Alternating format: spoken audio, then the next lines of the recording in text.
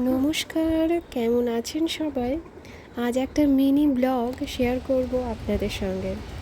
আপনারা তো জানবেনই সারাদিন একা বাচ্চা নিয়ে থাকাটা কতটা চাপের। তাকে নিয়েই সবটা করতে হয়।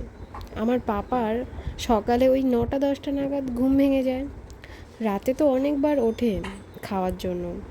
এই টাইমে তো মায়েদের ঘুম হয়ই না। তার মধ্যেই যতটুকু হয় সারাদিনে আর কষ্ট বলে মনে হয় না। পাপা সকালে ওঠার পর খেলা করলে আমি একটু একটু করে গুছিয়ে নিই।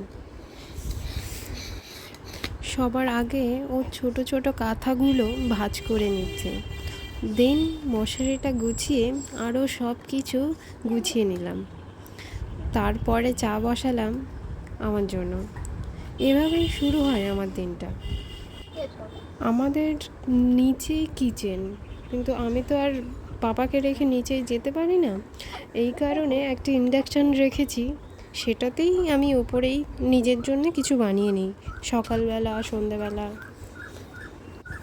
যেহেতু আমার পাপা ব্রেস্ট ফিড করে, ওই জন্য এই টাইমে সময়ে খাওয়াটা কিন্তু খুব দরকার।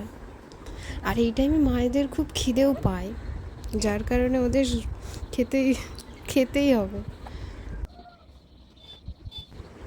ভালো লাগলে একটা লাইক করবেন, চ্যানেলটাকে সাবস্ক্রাইব করবেন। Thank you.